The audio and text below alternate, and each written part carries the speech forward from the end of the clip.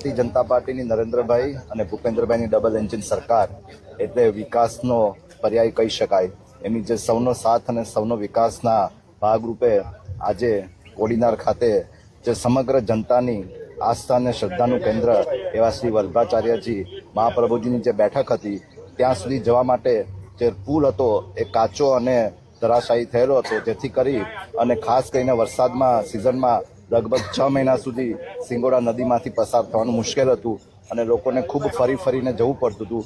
6 મહિના રસ્તો બંધ રહેતો હતો. એટલે એક વિકાસના ભાગરૂપે આ જે શ્રદ્ધા અને આસ્થાનું કેન્દ્ર છે, જે હરિભક્તો છે, વૈષ્ણવ ભક્તો છે, એમની વર્ષો જૂની માંગ હતી કે અહીંયા એક નવો પુલ નિર્માણ થાય. અહીંના વિકાસ પુરુષ દિનુભાઈથી સહિત ભારતીય જનતા પાર્ટીના બધા જ નેતૃત્વએ આ દિશામાં પ્રયત્ન કર્યા છે અને તેમની મહેનત અને પ્રયાસના સ્વરૂપે આજે DMF ગ્રાન્ટમાંથી આ પુલ 51 લાખના ખર્ચે મંજૂર થયો છે. લગભગ 90 મીટરની એની લંબાઈ છે અને તેમાં બાકીના જે 17 લાખ રૂપિયા કુલ જે પ્રોજેક્ટ છે એ 67 લાખ રૂપિયાનો છે.